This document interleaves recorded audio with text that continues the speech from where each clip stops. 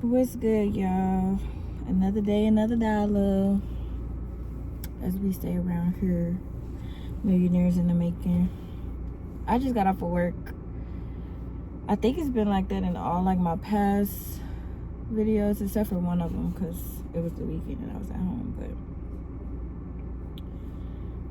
I have been having a few realizations, like today, like literally today, for whatever reason. And it's having me in a mental space where I'm like, like it's just making me think on a deeper level.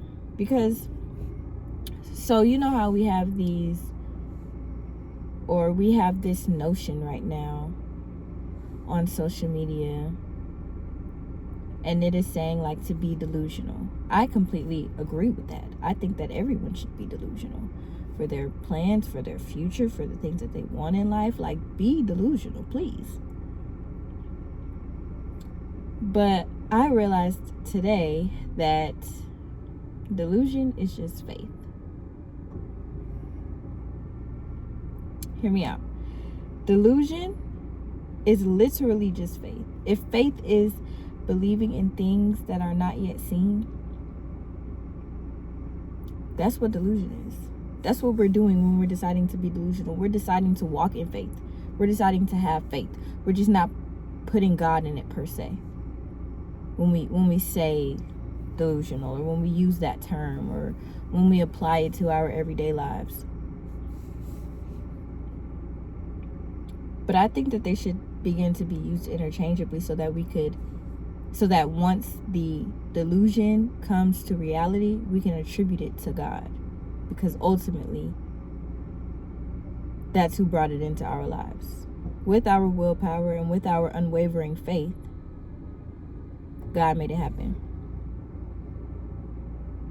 I strongly believe that that's what delusion is. It's just a high level of faith. You know? And I just heard the Bible verse ring in my head, like faith without works is dead. So maybe sometimes if you have delusion but you're not working toward it, it can't be called faith. In that standpoint, it would only be delusion.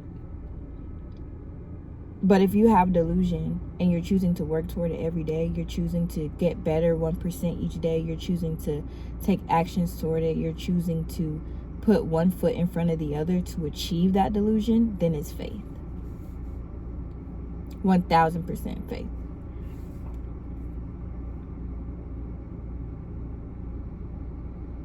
And I'm looking at my phone because I had wrote some notes down. Because today, like, God has me in a certain type of energy. I'm going to just keep it like that. Because not everything is meant for the internet. But so as I'm like doing what I'm doing during the day, I'm taking these notes, and I realize that during faith, while you're having faith, is when God prepares you for that promise. When God prepares you for the vision that He gave you, that you are moving in faith on, that you're moving in delusion on. In that in-between time where things are not exactly where you want them to be yet, you know, they're not where they're going to be yet, but you're just in the middle, that's when God works on you. You know what I'm saying? That's when He builds you up. That's when He strengthens your character. That's when He changes your values, your ways of thinking. I think my car is too loud.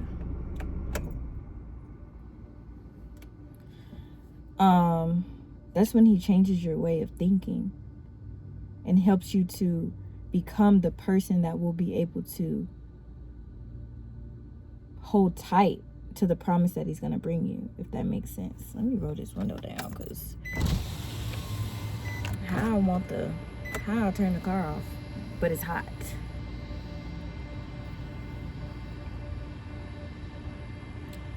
And so, well, I came to that conclusion as well. Like, he's building you in the meantime, in between time. I heard this quote from Joyce Meyer that said, God is more interested in changing us than giving us what we want. And that just clicked for me so much. Because he's more interested in making sure that you can be a person that he will be able to trust with that promise than just giving it to you and you messing it all up, or you not glorifying him in the process. And so it takes a lot of revision and growth and changing your way of thinking and focusing on God and praying more and fasting when you need to fast and just listening, obeying, discipline, if I didn't say that already. Like, there are a lot of things that attribute to being a person that can hold on to all the promises that God will provide in due time. And I'm just thinking by means of wealth, because that's really the substance of my vision. The substance of my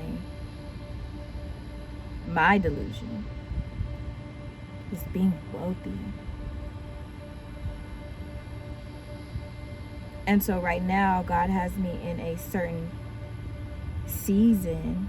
I don't really like to use that word because that word is so cliche now. Like, everybody uses season. Like, okay, season.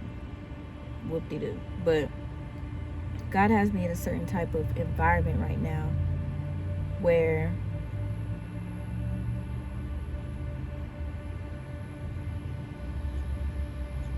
he's building on me. He's building my character. He's working on my everyday. You know, because there was a point in time where I was only listening to my gospel music. I was reading my word every day. I was inner, you know what I'm saying? Like, and I wasn't playing. And then I got sidetracked. And God allowed certain things to happen for me to be able to see, okay, God, I can't do none of this without you. Like, please take the reins. I surrender it all. You know what I'm saying? And that is what has me back in a mental standpoint of, okay, God has to build me before I get there. God has to renew my mind so that I can be transformed.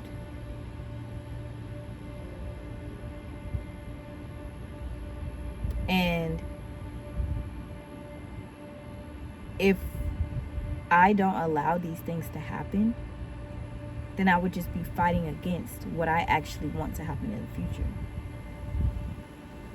I would be fighting against my vision, you know?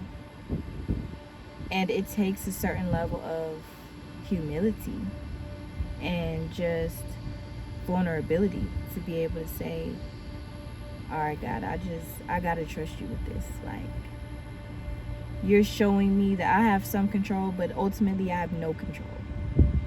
So please take control. You feel me? Like, and certain points like this matter so much to be able to get to where we want to be, where we need to be, where we see ourselves being. Because if I look back at my life, nothing would have changed if it wasn't for God. I would not be right here. Is that Gilbert? Let me roll up this motherfucker with oh. Sorry for my cousin. I don't need Gilbert seeing me in my car.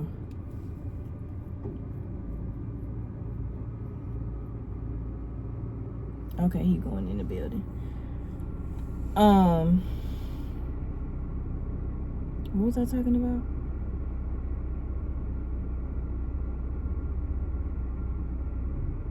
I completely forgot. But Yeah. It just takes a certain level of vulnerability, bro. And in the end, you're going to be exactly where you always knew you were going to be, where you always wanted to be. Like, God is going to provide.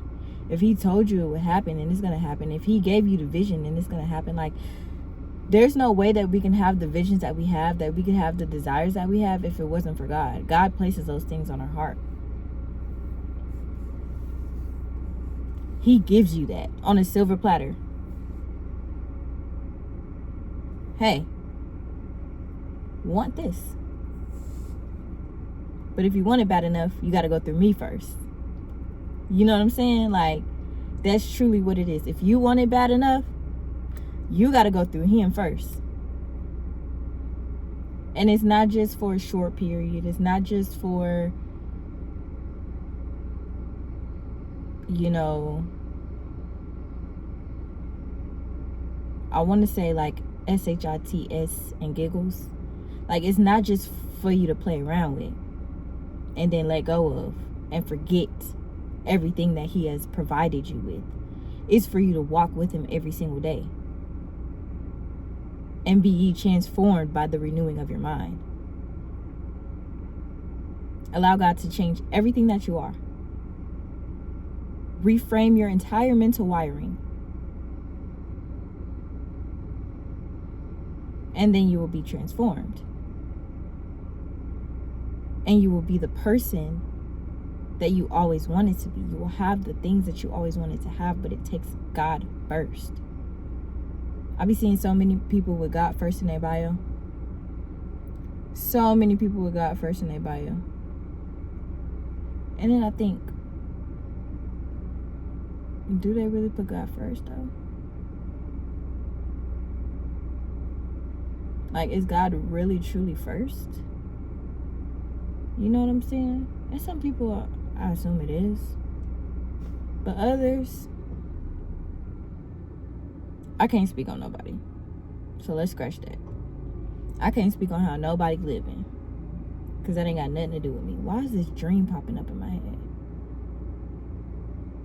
I had a dream last night that my son's ABA therapist was supposed to like take me to work in the morning and then take my son to school. But I ended up falling asleep in her car. And then I woke up at some point and we was on like the highway, but it felt like we was like in space. And then I went back to sleep, and then when I woke up, I was at her house in her bed with my son. And she was in another room talking to her son. I don't know what none of that was about, if I'm just being completely honest. And I don't know why it's in my head right now. I told her about the dream too, because that's my girl, low key. We be talking, we be yapping it up. Like, that's really my girl. But yeah, like, that's so weird. Anyway, things will come in due time. Everything that we want, everything that we desire, God knows our desires. It's gonna come when it's supposed to. Like, and being okay with that and accepting that and still deciding to move forward in faith. Unwavering faith, still believing in God, still trusting in God, still praying, still reading our words, still going to church on Sunday, still worshiping.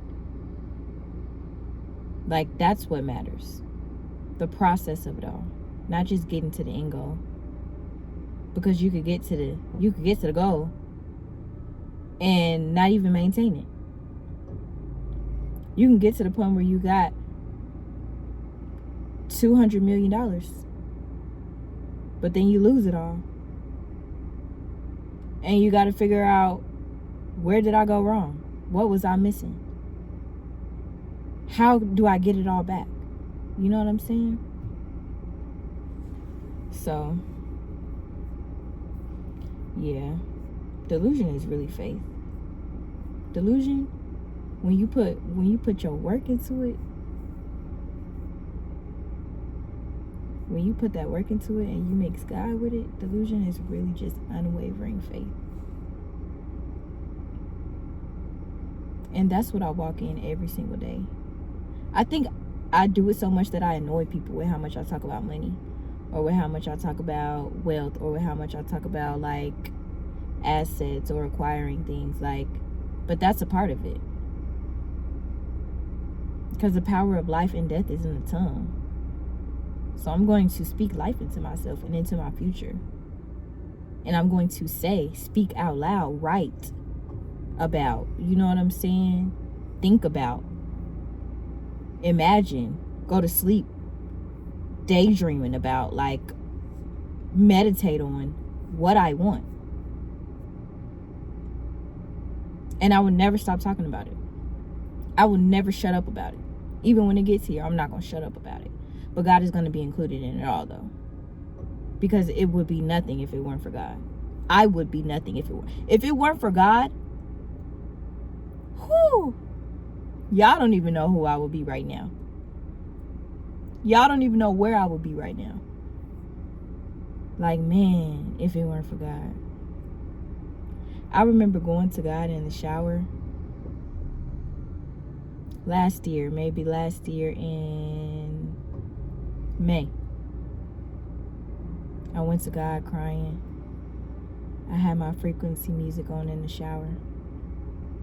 And I just started praying. And I released so many things to God. And I surrendered so many things to God. And I gave God a deadline. I don't know if that's for you. You know what I'm saying? But for me, I said, God, within 30 days, I need this to change. When I tell you God made something happen for me in 2 weeks. 2 weeks and my entire life changed. The ground was literally pulled out from under my feet. And I was like, whoa, I couldn't even stand up. I was in that bug trembling. But he did it though. And look at where I am now. I got back up on my feet. I'm standing on my own too. Right now, today. With no help. And I don't need it. I need help from God and God only. That's it. But I had unwavering faith.